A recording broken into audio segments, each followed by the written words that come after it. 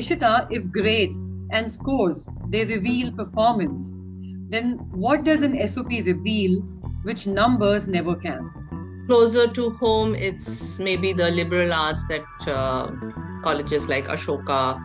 What does an admission officer is actually looking out for in an SOP? Like you Mhm. mentioned,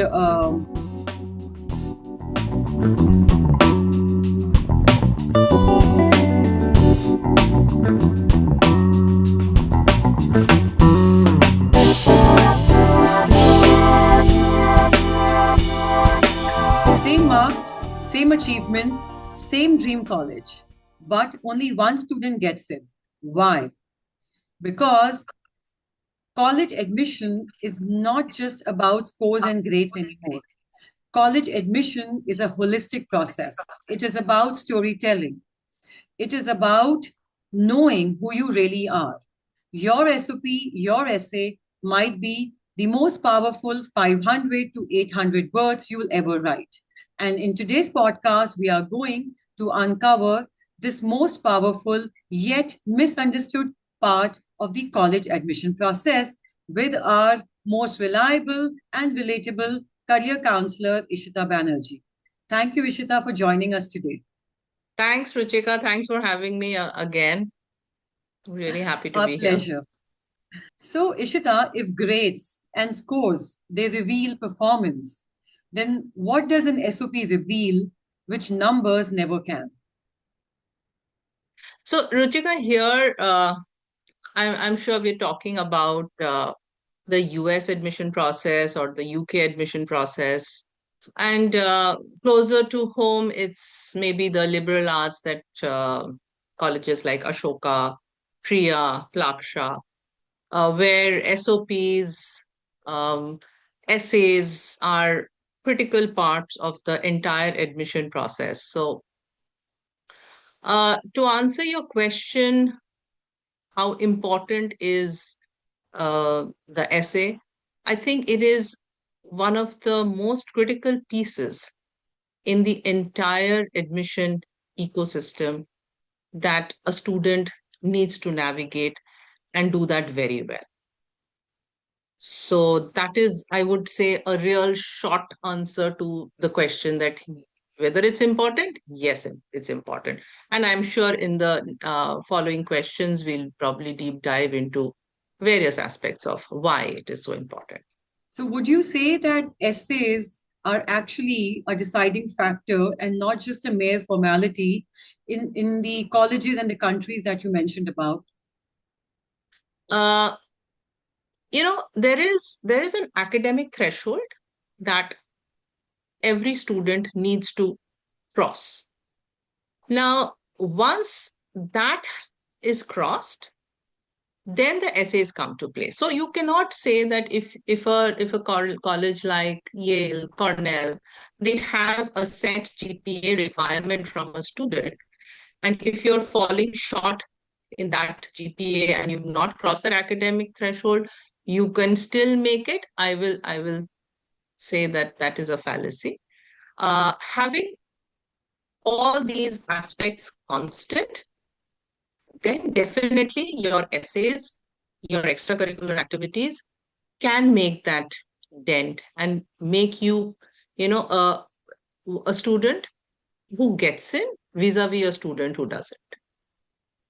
What about the liberal art colleges out here, in Mhm. India? Um, do they also require a academic threshold to cross? Uh, Here again, I would say they're a little more lenient in terms of the academic threshold, particularly in terms of subject.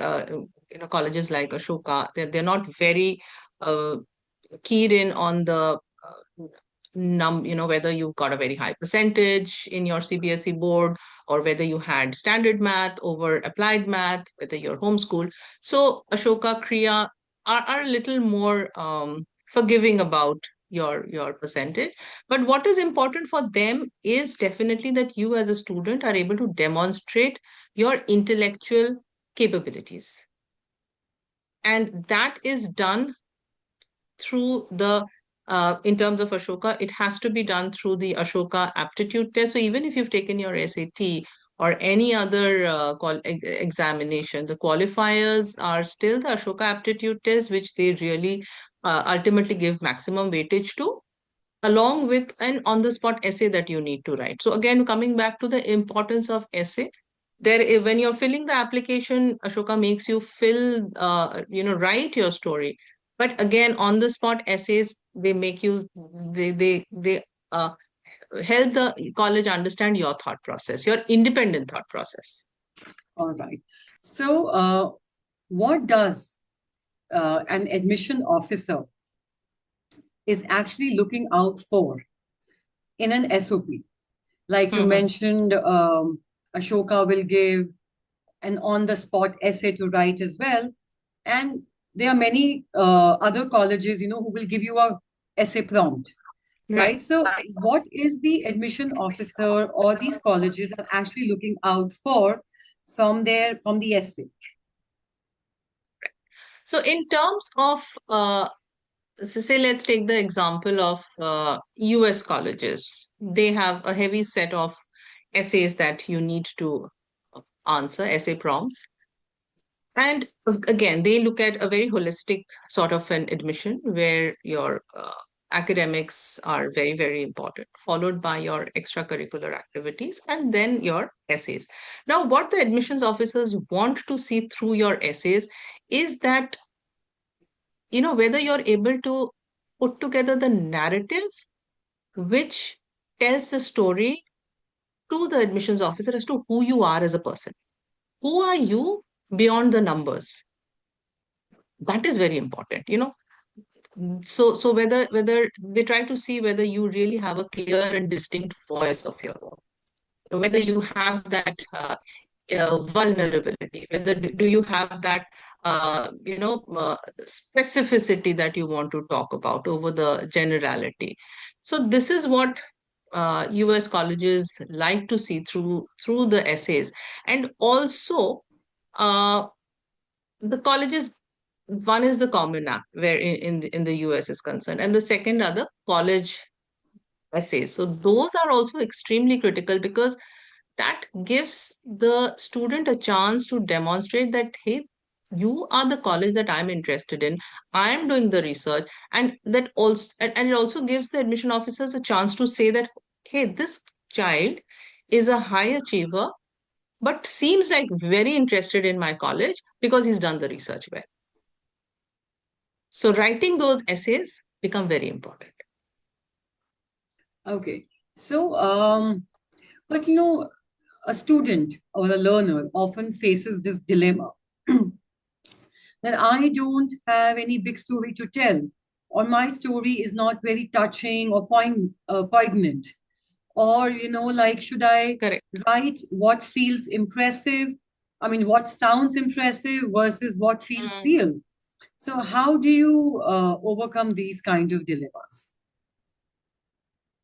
So, every student, when they s- sit to write essays, they really hit a blank. They think that, as you rightly said, that I don't have a story. But in the US, the Common App gives you 7 prompts. And that's where the brainstorming starts because every prompt gives you an opportunity to express part of you. So whether it is your cultural identity that has shaped you, whether it is a challenge that has shaped you, an academic interest that you have, whether how have you helped the community. So it, it all depends on the kind of brainstorming that the student does with the essay coach, or even if you do not have an essay coach or a counselor, if with your parents, it's a lot of brainstorming that needs to be done to understand that, hey, this is the story. And once you identify the story, always remember, the student has to remember that the just as an essay has a beginning, middle, and end, the essay needs to show who you were before this event happened and how did you grow because of this. So that growth needs to be showcased.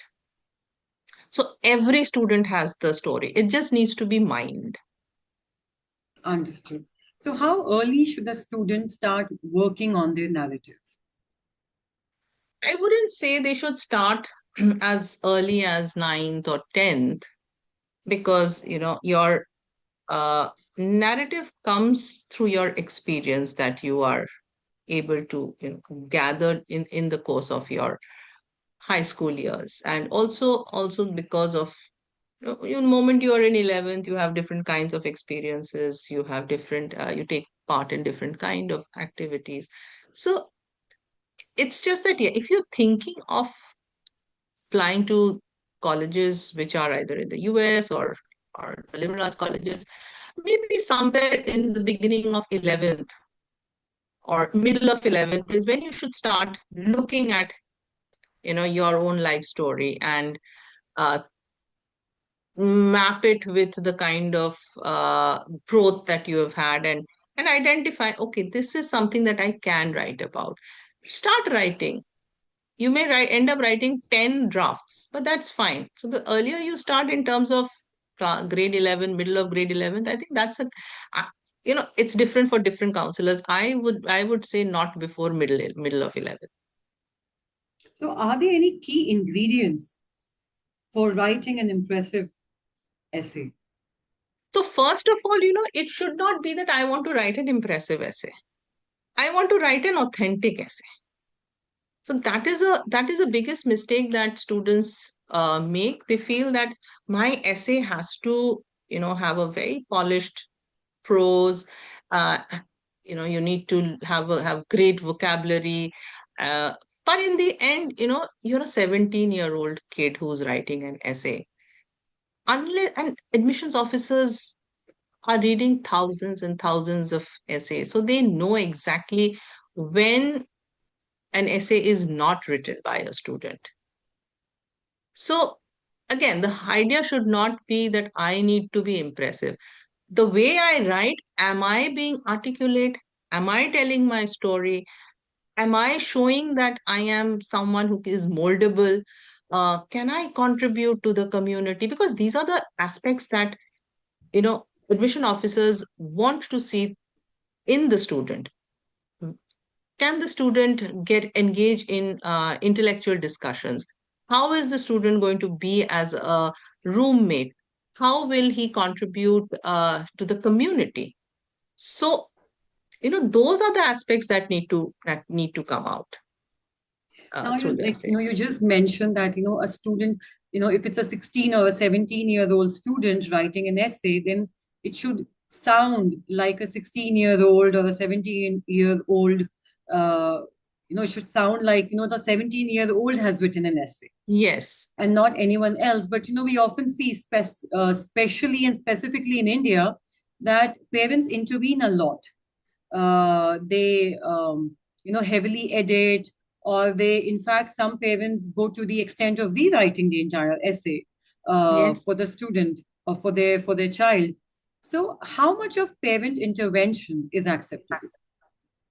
You know, again, you're absolutely right, Ruchika, because this has happened with me, with one of my students who was an excellent student, but his father took over where writing the essays was concerned, and it turned out to be complete trash.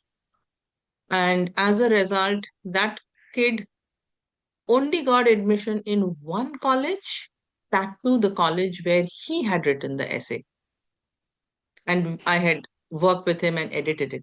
But that essay seemed very, to the father, it seemed like, oh, it's very simple English. I have a very good language and grasp over the language, so let me write it for you. And that was death knell completely. So parents should, I would say, interference should not be there.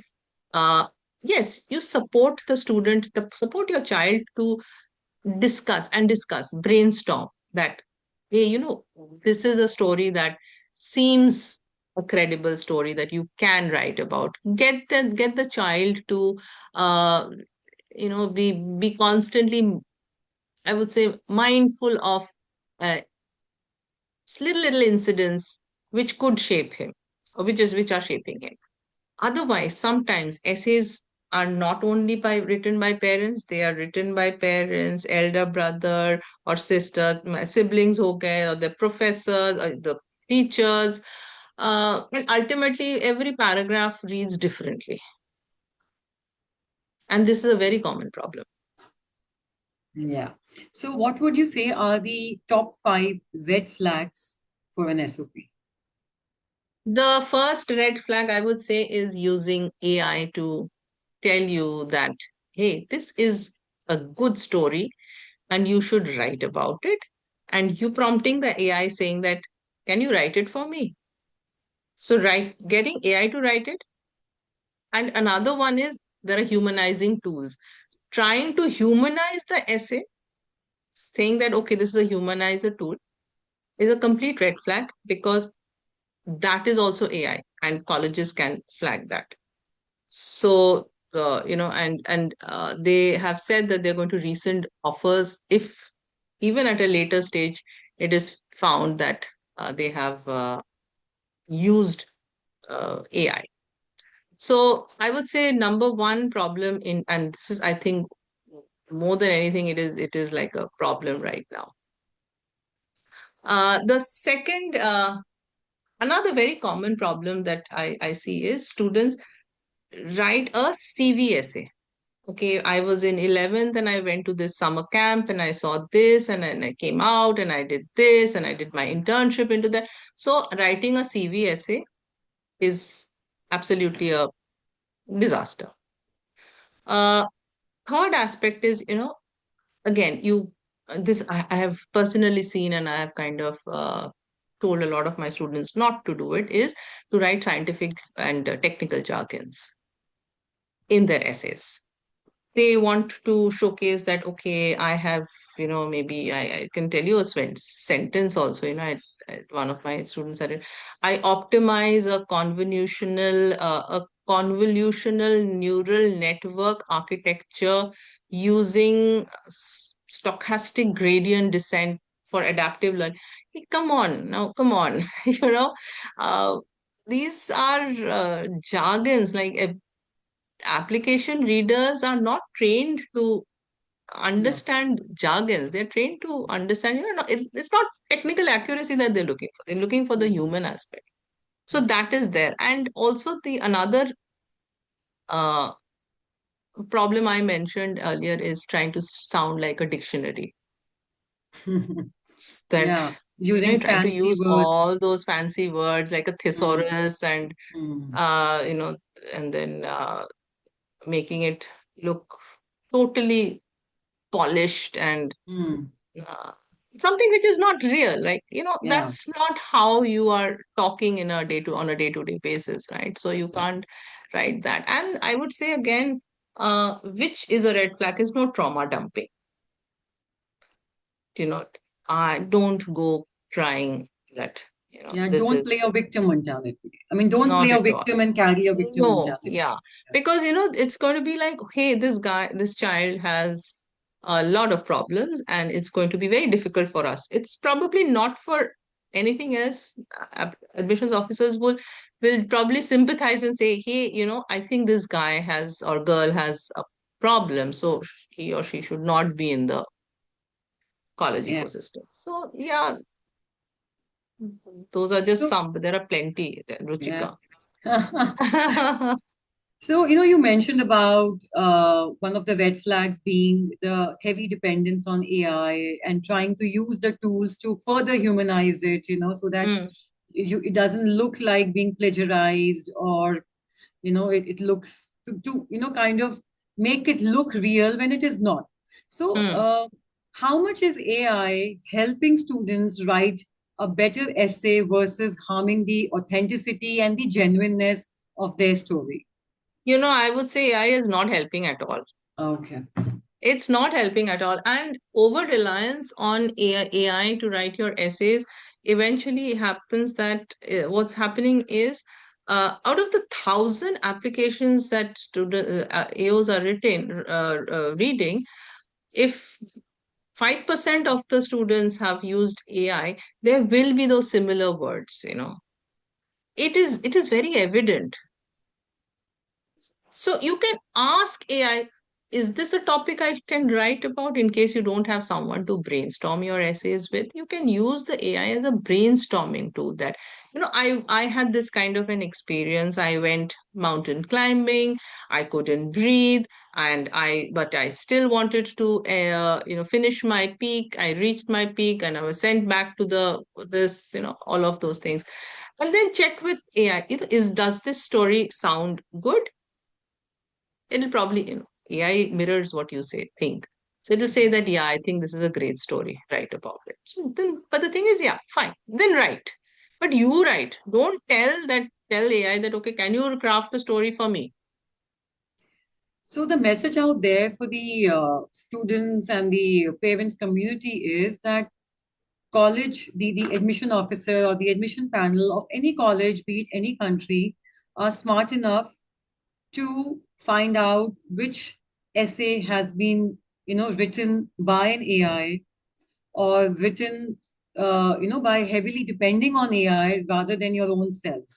Yeah, because now, you know, the thing is, they were also struggling to understand how to integrate AI. AI is getting integrated in higher education now. But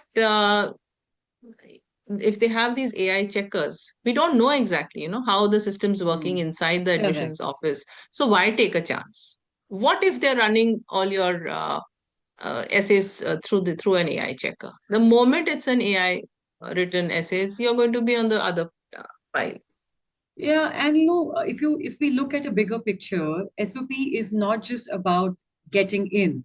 It is so much about discovering who you really are, Hmm. so that you know what are your patterns and what are your who you genuinely are as a person from inside before you step out and go into the world of college. Absolutely. And the thing is, the more authentic you are, the more honest you are, you can own yourself. Mhm. And you can go out there and gel, and ultimately it's 4 years of college, right? Suppose you Yeah. are someone who genuinely doesn't like parties, or genuinely is not something that you're portraying. Can you imagine what your situation is going to be when you go end up in a wrong matched college? Because college is, you need to be in the right atmosphere. So true. So So how do students tailor one essay or SOP, or I should say SOP here, mhm. to multiple colleges that they apply to? So the see, we'll take US and UK in Mhm. consideration here, because UK is very straightforward.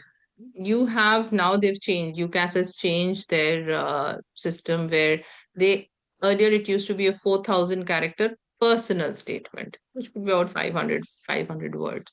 But now they've broken it down and asking you questions. Okay, what are you interested in and why? You write that answer. What have you done to showcase, your interest in this? You write that answer. And third is, why do you want to study in UK or whatever? So that is one essay which goes to all the five colleges that you're applying to. You can't tweak that at the undergrad level. You can't tweak that. When we are talking about the US, again, the Common App or the Coalition app, they all have 7 prompts. You write one. So that one common essay goes to everyone. Now, the thing is, where you want to tweak, there are certain common essays like community essay. How have you impacted your community, or how has your community shaped you? That could be common to many colleges. So that remains the same, and that can go. You have to just identify. Now, again, there has to be that clear narrative thread that runs through your uh, essay. If you want to do engineering, and you have, your extracurriculars have showcased your interest in engineering, you have actually solved a real world problem, then every college will say, why us? So major content of your essay remains the same, but you need to change it on the basis of the college you're applying to. So the another red flag also is not doing the research well and copying and pasting your essays. Like, okay, why engineering goes to this, and CMU, name of CMU stays on and goes to, maybe That's a big problem. UIUC or whatever. So that is a huge red flag. Yeah. So you need to, the basic structure you get together, but you Hmm. keep changing the facilities of the colleges, put those in, the professors of the colleges, the community that you can, the clubs that you can be a part of. Those things keep changing. The last and final question is, what are the top five things you would recommend that a child or a learner should keep in mind while they are penning down their essay or an SOP? So I would say before you start penning down your essay, uh, equip yourself with the craft of writing the essay. And to do that, I'll take a few steps back, start reading, inculcate the habit of reading book, because that is where you can develop a natural flow of reading and writing. So nowadays, people are not reading too much, and that's the reason when it comes to writing essays, that is the stumbling block. The the second thing I would say is, be have an open mind to discuss your experiences. If you're discussing it with your counselor, be ready to be told that, hey, this is trash.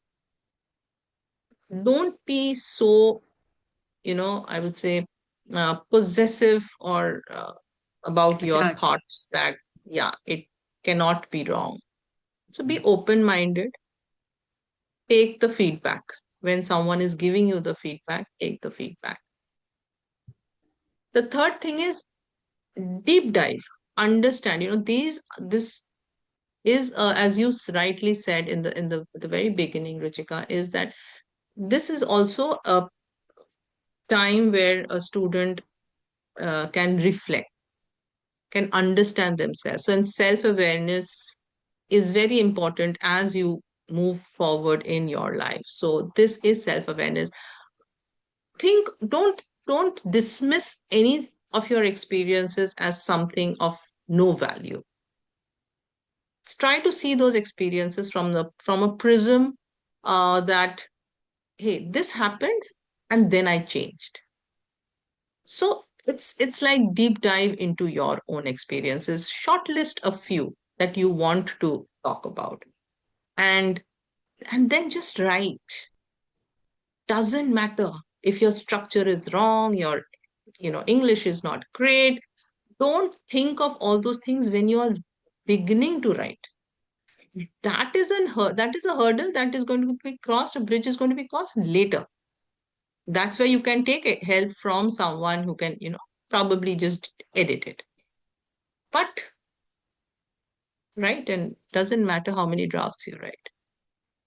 Yeah. Thank you so much, Ishita, for all these great insights into this very misunderstood part of admission process, which is essays and SOP writing. And I would just end this podcast by saying that, the greats open doors, but your story makes them invite you in. So thank you for listening. Subscribe to our channel for more such meaningful and insightful conversations around careers. And until next time, keep learning, keep growing. I'm Ruchika signing off.